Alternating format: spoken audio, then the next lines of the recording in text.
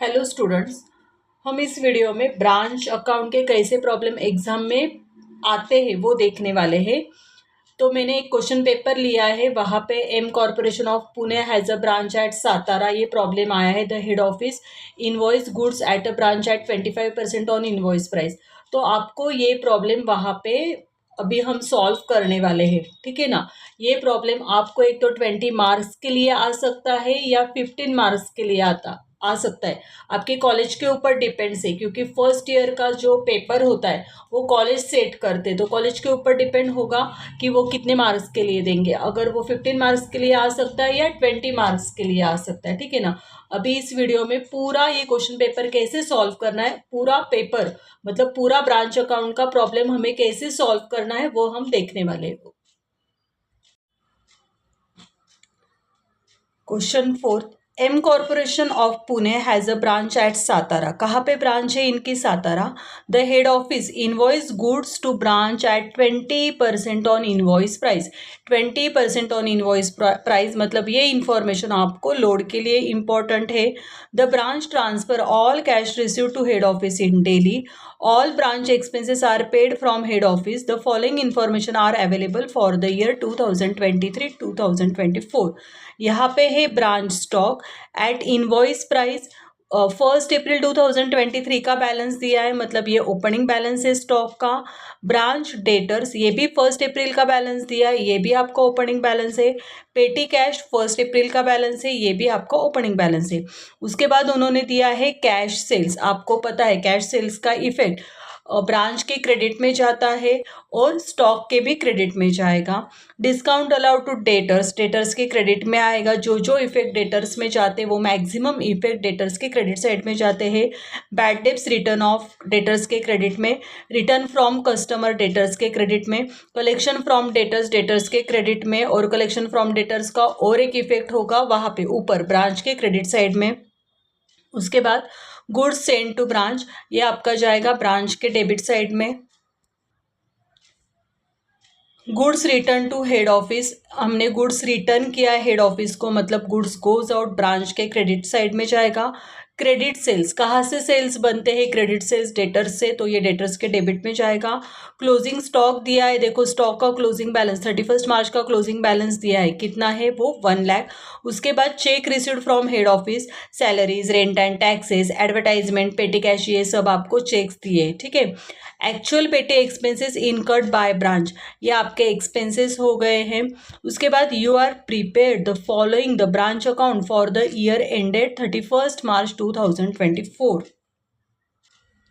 देखो आपको इतने सारे अकाउंट्स प्रिपेयर करने हैं, ठीक है ना। एग्जाम में एग्जाम का प्रॉब्लम है, क्वेश्चन पेपर का प्रॉब्लम है, आपको एग्जाम में इस टाइप के प्रॉब्लम आ सकते हैं। ये मैंने पास्ट ईयर के पुणे यूनिवर्सिटी का क्वेश्चन पेपर लिया है। यहाँ पे ब्रांच स्टॉक अकाउंट है, ब्रांच डेटर्स अकाउंट है, ब्रांच पेटी कैश अकाउंट है, branch adjustment account, branch expenses और ब्रांच प्रॉफिट एंड लॉस। इतने सारे आपको अकाउंट्स प्रिपेयर करने हैं, ठीक है ना। Branch stock account, branch debtors, branch petty cash, branch adjustment, branch expenses और branch profit and loss account. देखो अभी हमें यहाँ पे इतने सारे अकाउंट्स प्रिपेयर करने हैं, लेकिन हम इसमें और एक काम करने वाले हैं। वैसे तो यहाँ पे 6 अकाउंट्स प्रिपेयर करने हैं, लेकिन हम यहाँ पे 7 अकाउंट्स प्रिपेयर करेंगे। हम क्या करेंगे ना, यहाँ पे ब्रांच अकाउंट भी ओपन करेंगे, तो हमारा काम क्या हो जाएगा, ईजी हो जाएगा, ठीक है। पहले तो हम फॉर्मेट बना के लेते हैं। देखो जो स्टूडेंट्स टीवाई है, तो टीवाई के लिए आपको क्या करना है ना, टीवाई में ये क्वेश्चन आपको 20 मार्क्स के लिए आया है, ठीक है। और जो स्टूडेंट्स एफवाई के लिए ये वीडियो देख रहे, फर्स्ट ईयर के लिए ये वीडियो देख रहे, तो ये आपके कॉलेज के ऊपर डिपेंड होता है कि ये प्रॉब्लम आपको कितने मार्क्स के लिए आएगा, ठीक है। क्योंकि क्या है ना, पहले तो ये टीवाई में टॉपिक था, लेकिन अभी ये क्या हो गया है, फर्स्ट ईयर में भी टॉपिक आ गया है, इसलिए क्वेश्चन पेपर इसका सेम है। तो टीवाई के लिए थर्ड ईयर के लिए आपको ये 20 मार्क्स के लिए प्रॉब्लम आता है, और फर्स्ट ईयर के लिए कॉलेज के ऊपर डिपेंड होगा आपको वो कितने मार्क्स के लिए प्रॉब्लम देंगे, लेकिन प्रॉब्लम वही रहने वाला है, सेम प्रॉब्लम आएगा, ठीक है ना। तो अभी यहाँ पे स्टॉक, डेटर्स, पेटी cash, branch adjustment, branch expenses और ब्रांच प्रॉफिट एंड लॉस हम प्रिपेयर करते हैं। मैंने यहाँ पे ब्रांच अकाउंट बना लिया है। यहाँ पे डेबिट, यहाँ पे क्रेडिट, यहाँ पे ओपनिंग बैलेंस आएंगे, यहाँ पे क्लोजिंग बैलेंस, एक्सपेंसेस, यहाँ पे income, debit what comes in, अगर गुड्स आता है हमारे पास वो तो डेबिट साइड में आएगा, अगर जाता है तो क्रेडिट साइड में जाएगा। उसके बाद यहाँ पे bills receivable, cash sales, cash collected from debtors, इस टाइप के यहाँ पे पोस्टिंग होता है। ये आपको समझने के लिए मैंने यहाँ पे लिखा है, एग्जाम में आपको ये लिखने की ज़रूरत नहीं है। ओके, यहाँ पे मैंने देखो ये मेन आपको पूछा है ब्रांच स्टॉक, लेकिन फिर भी हम ब्रांच अकाउंट ओपन कर रहे हैं क्योंकि हमारा काम इजी हो जाएगा। ब्रांच स्टॉक में क्या होता है ना, ओपनिंग बैलेंस और क्लोजिंग बैलेंस, मतलब ओपनिंग बैलेंस डेबिट में आएगा, क्लोजिंग बैलेंस क्रेडिट में आएगा, ठीक है। लेकिन ब्रांच अकाउंट और स्टॉक अकाउंट सेम काम करता है, मतलब ब्रांच के अगर डेबिट साइड में आता है तो स्टॉक के भी डेबिट साइड में आएगा, ब्रांच के अगर क्रेडिट साइड में आता है तो स्टॉक के भी क्रेडिट साइड में आएगा। उसके बाद मैंने यहाँ पे ब्रांच डेटर्स अकाउंट प्रिपेयर किया है, डेबिट क्रेडिट। आपको पता है ब्रांच डेटर्स का ओपनिंग बैलेंस डेबिट में आता है, क्लोजिंग बैलेंस क्रेडिट में आता है, डेबिट में क्रेडिट सेल्स आता है और बाकी सब आइटम्स क्रेडिट साइड में आते हैं, जैसे डिस्काउंट है, अलाउंसेस है, बैड डेब्ट्स होता है, रिटर्न्स होता है, कैश कलेक्टेड फ्रॉम डेटर्स, ये पूरा पोस्टिंग डेटर्स के क्रेडिट साइड में जाएगा, ठीक है।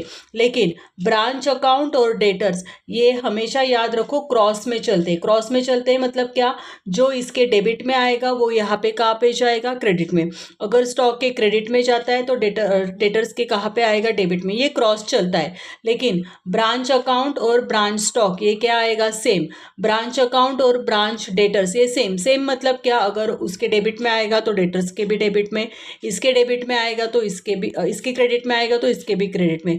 सिर्फ ब्रांच स्टॉक और ब्रांच डेटर्स ये क्रॉस में, ये डेबिट में आएगा तो यहाँ पे क्रेडिट में, यहाँ पे क्रेडिट में, यहाँ पे क्रेडिट होगा तो यहाँ पे क्या आना चाहिए, आपका डेबिट आना चाहिए। उसके बाद यहाँ पे ब्रांच पेटी कैश अकाउंट उन्होंने पूछा है, ओपनिंग बैलेंस और क्लोजिंग बैलेंस आएगा यहाँ पे पेटी कैश रेमिटेंस आता है तो यहाँ पे पेटी कैश एक्सपेंसेस आता है।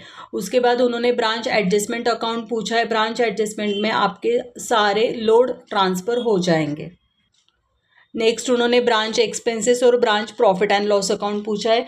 ब्रांच एक्सपेंसेस मतलब जो भी कुछ एक्सपेंसेस हो रहे वो ब्रांच अकाउंट के डेबिट में आने चाहिए, और प्रॉफिट एंड लॉस को हम क्या करेंगे ना, ब्रांच अकाउंट की जो टोटल आएगी वो प्रॉफिट एंड लॉस में हम ट्रांसफ़र करने वाले हैं, ठीक है ना।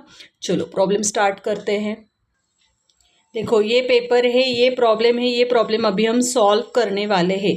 आपको क्या करना है ना, अगर आपको ये प्रॉब्लम डाउनलोड करना है तो आप यूनिपुणे के साइट पे जाओ, वहाँ पे स्टूडेंट कॉर्नर करके है, वहाँ पे प्रीवियस क्वेश्चन पेपर देखना और वहाँ से आप सब पेपर डाउनलोड कर सकते हो, ठीक है।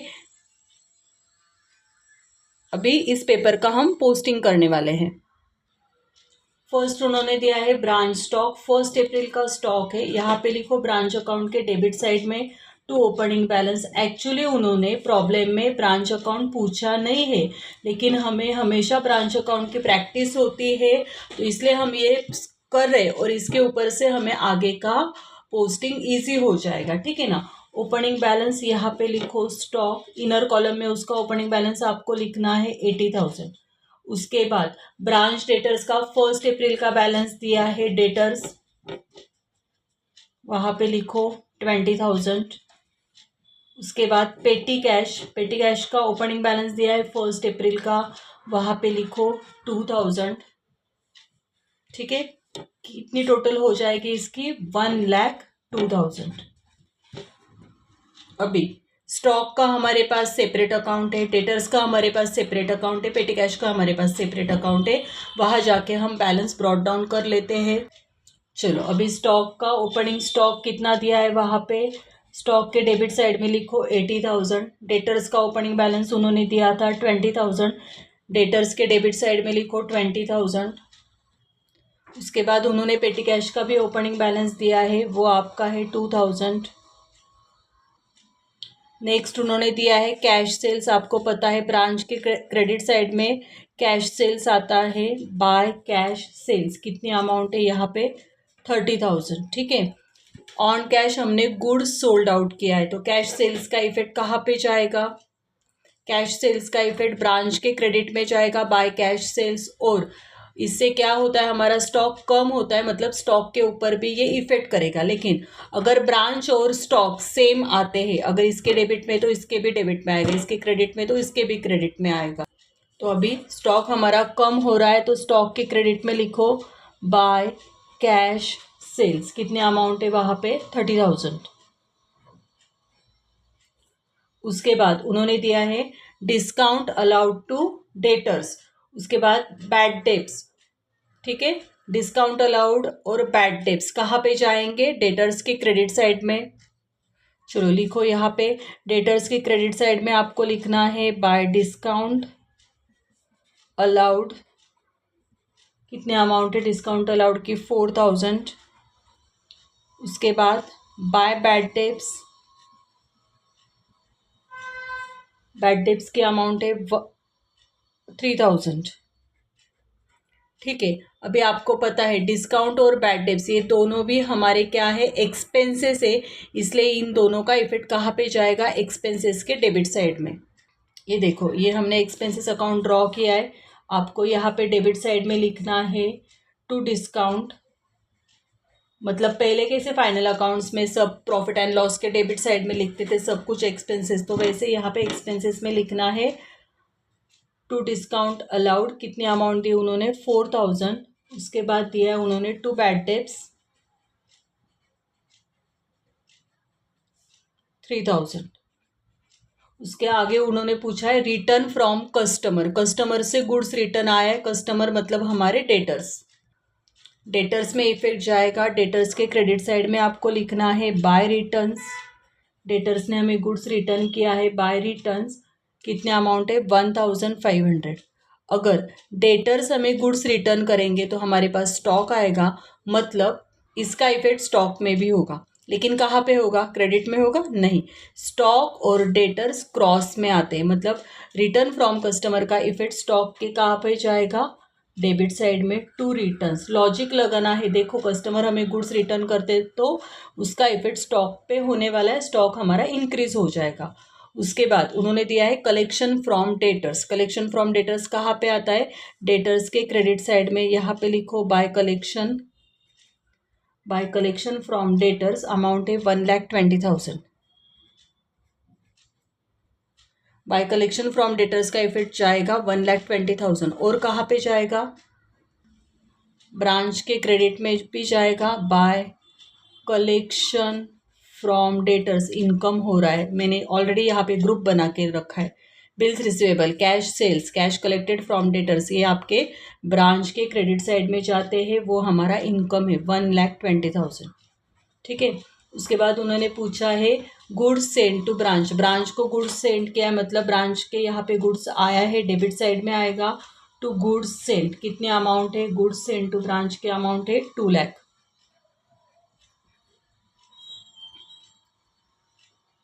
उसके बाद क्या दिया है उन्होंने, गुड्स सेंड टू ब्रांच के बाद अभी गुड्स सेंड टू ब्रांच कहाँ पे आएगा ये, और स्टॉक पे इफेक्ट करेगा। स्टॉक के डेबिट साइड में लिखो टू गुड्स सेंट 2 लाख।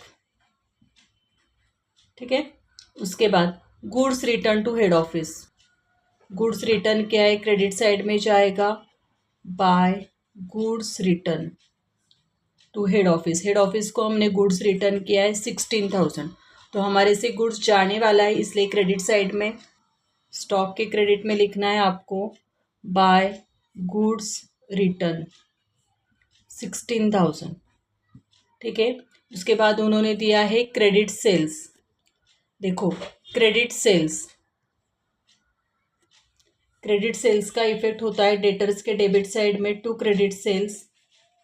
कितने अमाउंट है क्रेडिट सेल्स की, 1,50,000।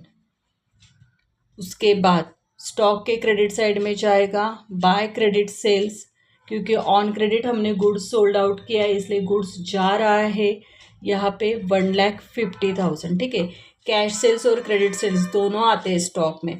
देखो ये क्रॉस में हो रहा है इफेक्ट। ठीक है, ये अगर ब्रांच में होता है तो ये ऐसे debit debit debit credit credit credit जाता है, लेकिन स्टॉक और डेटर्स कैसे होता है, क्रॉस में होता है।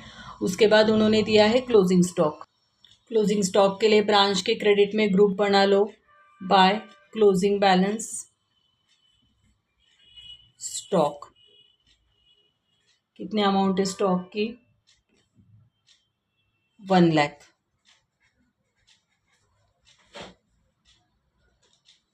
देखो जितने स्टॉक, डेटर्स, पेटी कैश, तो यहाँ पे भी क्या आएगा, स्टॉक,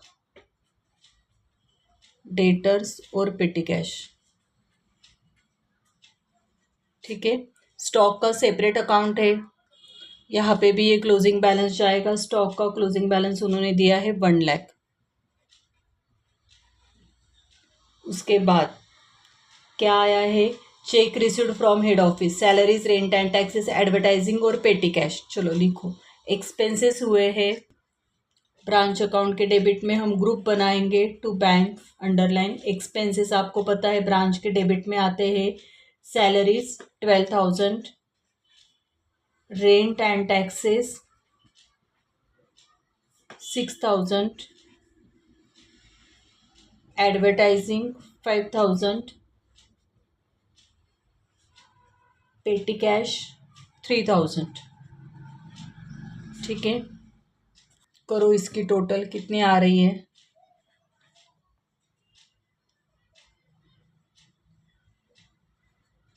26,000। ठीक है, अभी सैलरीज, रेंट एंड टैक्स और एडवर्टाइजमेंट ये कहाँ पे जाएगा, एक्सपेंसेस के डेबिट में। सिर्फ पेटी कैश कहाँ पे जाएगी, पेटी कैश के डेबिट में, क्योंकि ये पेटी कैश रेमिटेंस है।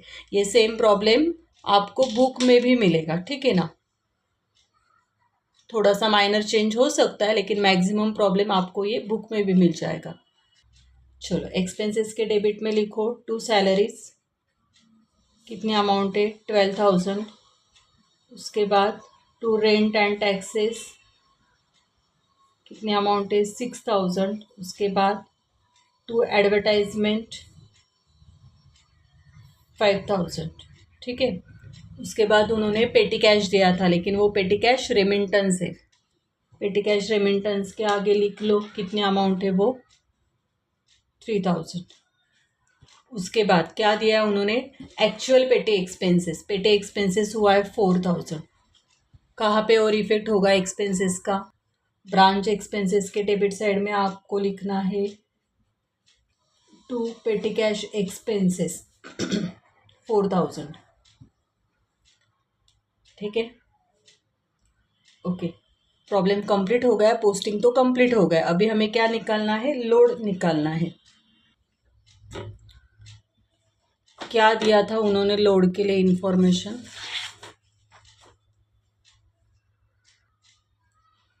25% ऑन इनवॉइस प्राइस। ठीक है, इनवॉइस प्राइस के ऊपर हमें क्या करना है, 25% निकालना है। लोड के लिए selling price equal to cost price plus profit. ठीक है, ऑन इनवॉइस प्राइस मतलब सेलिंग प्राइस। इनवॉइस प्राइस को अलग अलग नाम क्या है आपको पता होगा, इनवॉइस प्राइस को अलग नाम है मार्केट प्राइस। उसके बाद सेलिंग प्राइस।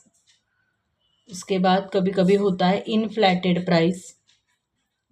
ये अलग अलग नाम दिखेंगे आपको, इनवॉइस प्राइस। ठीक है ना, तो अभी सेलिंग प्राइस 100 है, मतलब 25% ऑन इनवॉइस प्राइस, मतलब इनवॉइस प्राइस सेलिंग प्राइस को हम 100 कंसिडर करेंगे। तो प्रॉफिट कितना है, 25, मतलब कॉस्ट प्राइस कितनी हो गई हमारी, 75। ठीक है ना, तो यहाँ पे हम लोड निकालेंगे। लोड का फॉर्मूला है हमारा profit upon selling price. Profit है 25, सेलिंग प्राइस है 100, हमारा लोड कितना आ गया, 1/4। ठीक है, तो अभी कहाँ कहाँ पे लोड निकालेंगे, ओपनिंग स्टॉक। ओपनिंग स्टॉक हमारे पास है 80,000। 80,000 के ऊपर लोड निकालो, 80,000 इंटू 1/4, मतलब आपका लोड आ जाएगा 20,000। ओपनिंग स्टॉक डेबिट में, इसका लोड क्रेडिट साइड में जाएगा। उसके बाद क्लोजिंग स्टॉक है 1 लाख। 1 लाख के ऊपर लोड निकालो 1/4, 25,000 ये लोड आ जाएगा आपका डेबिट साइड में। उसके बाद गुड्स सेंट गुड्स सेंड के अमाउंट है हमारे पास 2 लाख। 2 लाख इंटू 1/4 इसका लोड जाएगा 50,000। गुड्स सेंड डेबिट में, इसका लोड क्रेडिट में जाएगा। गुड्स रिटर्न, गुड्स रिटर्न के अमाउंट है हमारे पास 16,000।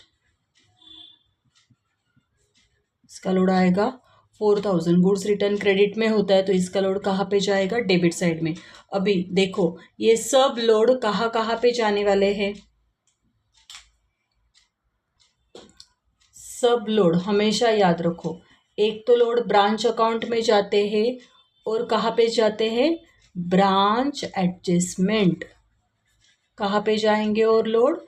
Branch adjustment. ठीक है, तो हमें ब्रांच अकाउंट में भी हम लोड अभी ट्रांसफ़र करेंगे। ब्रांच उन्होंने तो पूछा नहीं था लेकिन हमने फिर भी किया है, आपको इजी हो जाएगा इसलिए। और कहाँ पे जाएंगे? ब्रांच एडजस्टमेंट में। चलो, ओपनिंग स्टॉक का लोड कितना आया था अपना? 20,000। लिखो ब्रांच के डेबिट में, लिखो यहाँ पे टू स्टॉक रिजर्व। कितने अमाउंट आई है स्टॉक रिजर्व की? स्टॉक की कितने अमाउंट आई है ओपनिंग स्टॉक की? 20,000।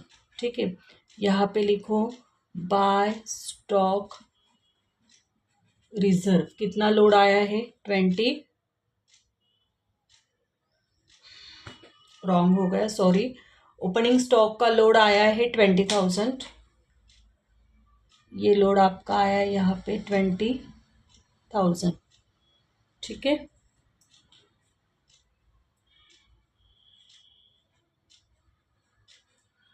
उसके बाद ये लोड आपका आया है 25,000।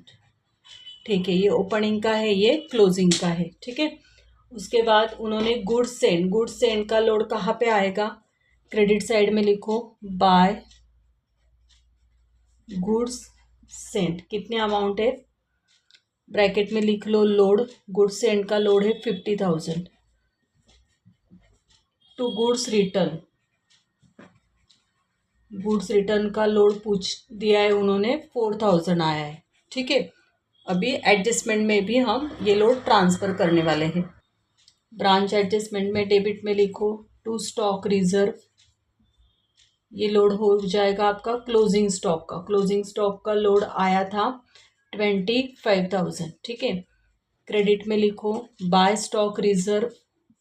ये लोड आ जाएगा आपका ओपनिंग स्टॉक का। ओपनिंग स्टॉक का लोड हमारे पास आया था 20,000। उसके बाद यहाँ पे लिखो बाय गुड्स सेंड। इसका लोड कहाँ कितना आया था? 50,000। मतलब जैसे ब्रांच में हम क्रॉस में इफेक्ट करते हैं ना, वैसे ही यहाँ पे करना है। तो गुड्स रिटर्न, गुड्स रिटर्न का लोड आया है आपका 4,000। ठीक है, चलो अभी एक एक अकाउंट हमें क्लोज करना है। तो आपको लगेगा कि कौन से अकाउंट क्लोज करने, तो ब्रांच एडजस्टमेंट और ब्रांच एक्सपेंसेस तो थोड़ा साइड में रखते हैं, पहले तो हम स्टॉक, डेटर्स और पेटी कैश क्लोज कर लेते हैं। ठीक है,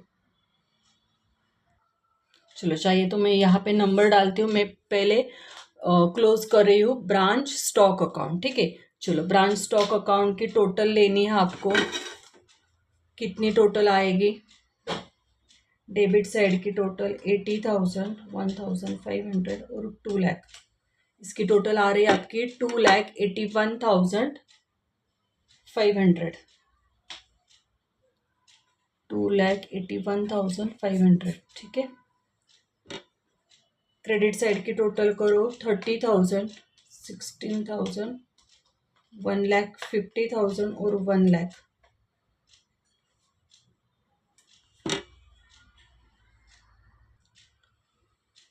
डेबिट की टोटल आ गई 2,81,500। अभी हम क्रेडिट की टोटल करेंगे 30,000, 16,000, 1,50,000 और 1 लाख। इसकी टोटल आ रही है आपकी 2,96,000। क्रेडिट साइड बड़ी है, 2,96,000।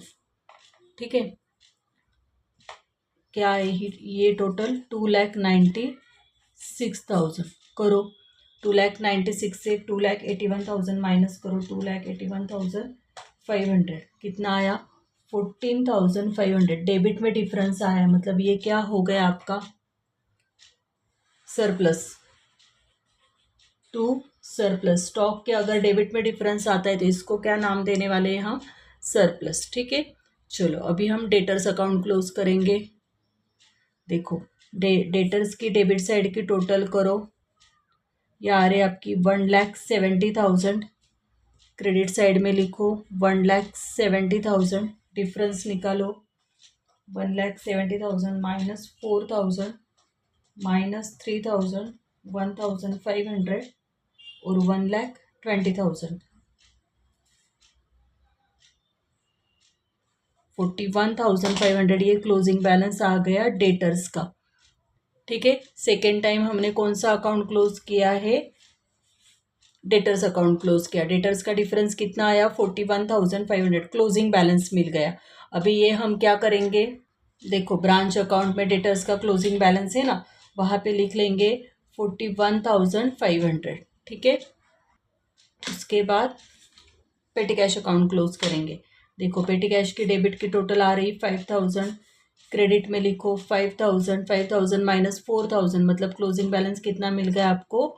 1,000। पेटी कैश का क्लोजिंग बैलेंस मिला है 1,000। ब्रांच के पेटी कैश के यहाँ पे लिख लो 1,000। उसके बाद अभी ब्रांच एडजस्टमेंट क्लोज करेंगे। क्रेडिट साइड की टोटल हमें दिख रही 70,000। देखो फोर्थ कौन सा क्लोज 70,000 क्रेडिट साइड की टोटल है। 70,000 माइनस 25,000 माइनस 4,000, कितना डिफरेंस आया? 41,000। इसको आपको नाम देना है टू ग्रॉस प्रॉफिट। क्या आएगा? ये ग्रॉस प्रॉफिट, और ये ट्रांसफर हो जाएगा प्रॉफिट एंड लॉस को।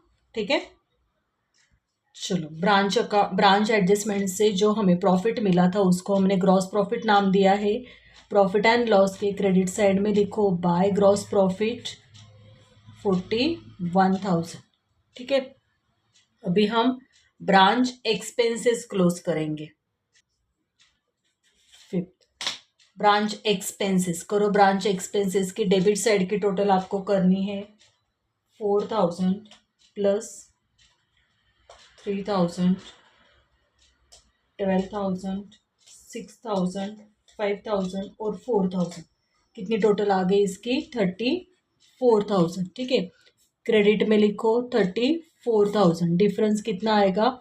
34,000। ये आपको ब्रांच प्रॉफिट एंड लॉस में ट्रांसफ़र करना है। कहाँ पे ट्रांसफ़र करोगे आप? ये ब्रांच प्रॉफिट एंड लॉस में ट्रांसफ़र करोगे। ठीक है, चलो ब्रांच प्रॉफिट एंड लॉस के डेबिट साइड में आओ, टू ब्रांच एक्सपेंसेस अकाउंट कितना आया है? 34,000 आया है। ओके, ठीक है, इसके बाद क्या करना है ना आपको? स्टॉक से जो हमें सरप्लस मिला था वो हम कहाँ पे लिखने वाले हैं? ये जाएगा आपका प्रॉफिट एंड लॉस के क्रेडिट में। अगर क्रेडिट में डिफरेंस आता है तो उसको हम डेफिसिट बोलेंगे, वो प्रॉफिट एंड लॉस के डेबिट में जाएगा।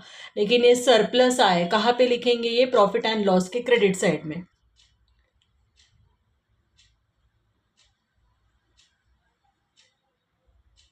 प्रॉफिट एंड लॉस के क्रेडिट साइड में लिखो बाय सरप्लस इन स्टॉक 14,500। ठीक है, करो, इसकी टोटल कितनी आएगी? 55,500। डेबिट में लिखो 55,500 और इसको नाम देना है to general profit and loss account. मतलब ये क्या हो गया आपका? नेट प्रॉफिट कितना आ रहा है?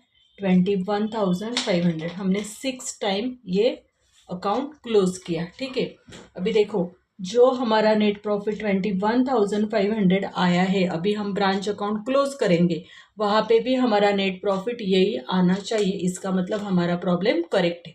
ओके, चलो ब्रांच के टोटल करेंगे। पहले तो स्टॉक, डेटर्स और पेटी कैश आउटर में ले लेंगे। 1,00,000 प्लस 41,500 प्लस 1,000, इसकी टोटल आ रही है आपकी 1,42,500। ठीक है, इसकी टोटल करो पूरी 30,000, 1,20,000, 16,000, 20,000, 50,000 और 1,42,500 कितनी टोटल आ गई? 3,78,500।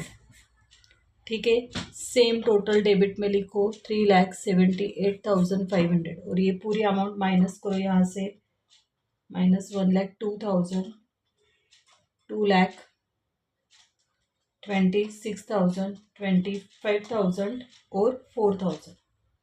कितना डिफरेंस आ गया? 21,500। यहाँ पे लिखो 21,500। ये क्या आ गया आपका? To general profit and loss. To general profit and loss, ये आपका हो गया नेट प्रॉफिट। देखो इस टाइप के आपको क्वेश्चन पेपर एग्जाम में आते हैं। ओके।